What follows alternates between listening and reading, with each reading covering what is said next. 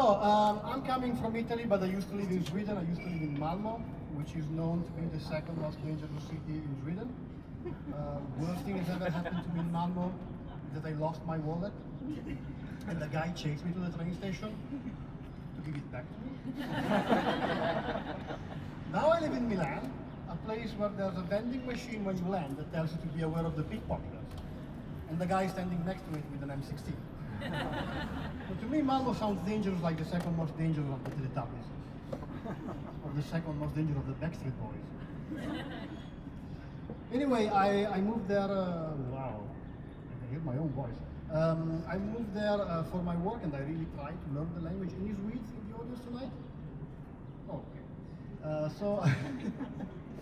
But there are some hindrances in learning Swedish for an Italian, because one of the central words of the Swedish language is also a central word of the Italian language, and they have very strong cultural meaning. And that's the word for coffee break, which in Swedish is fika. But fika in Italian means pussy. So you can imagine me, my first day of work, I'm sitting by my desk, and I get a mail from my boss who's inviting me to share a fika with the rest of my team. And I escaped from a country which is famous for suppressing sexual behaviors. But the gangbang the very first day of work? Ooh, that was challenging. I see you're a crowd of international, so I guess you're trying to learn German. How many of you are trying? You don't give a fuck. You're better than me. I struggled for 8 years. But I tried Duolingo. Do you at least know Duolingo? Okay, you don't completely give a fuck, only 95%. But please don't try Duolingo. I really tried to learn Swedish with Duolingo, and I found it fucking useless. I mean, Duolingo, I guess it's racist, because they catched up I'm Italian. And I'm serious, they didn't teach me anything useful. I cannot order a sandwich, but I can say very well, "Je definitivamente populist," which means I definitely don't trust the police. I can say, "Je saw un bleu canin." I saw a blue rabbit, which is very useful if you're on LSD. But otherwise, it's completely useless. But I felt that they knew I was about to do some shady shit, and they were starting to teach me useful sentences for my daily life. So I learned how to say "police are after me," which means the police is chasing me. And I learned how to say "jag åt ut lunch med min advokat," which means I'm having lunch with my lawyer. I moved back to Italy in November, yeah, as you can tell, I love speaking. And now I'm surrounded by 60 million people that shut the fuck up, which really curbed my enthusiasm for stand-up comedy. I found out that practicing active listening in Italy is like practicing bungee jumping in a volcano. There's a very high risk of dying. Like interrupting each other in Italy is not being impolite, it's self-defense.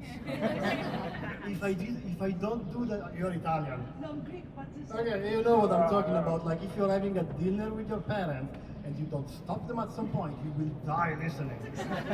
Average dinner with my family is me, my mom, my dad, and my sister having two conversations at the same time, while the TV is on full volume, just in case somebody stops talking.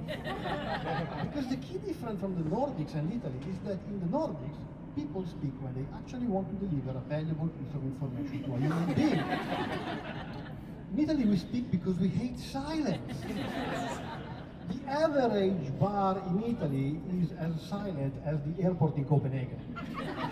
Just to give you a perspective. So what happened after I moved back? Well, I moved back because, well, weather in my country and in our country, rain still works like this, from up to down, following gravity. In Sweden and Copenhagen, rain works like this. It's like God giving you a bukkake. I see not all of you have laughed at the bukkake joke. That means you don't know what a bukkake is, and I guess you're gonna go home and Google it. Don't click on images. It's a serious advice. I'm sick of paying bills from shrinks. The other thing I found out moving back to Italy is that we are not anymore a country. we are a fucking religion based on carbohydrates. Like, we spend so much time worshiping our carbonara, we don't care about God anymore, like, but we really get mad. Like, if you can see people watching Jamie Oliver's video on YouTube, they get so fucking angry. They seem to be Muslims watching drawings of the Prophet Muhammad. You get that relationship. And honestly, if you really think ISIS is dangerous, I agree. Never show pineapple pizza to my grandmother. Because she would bomb every country around the world that makes that thing.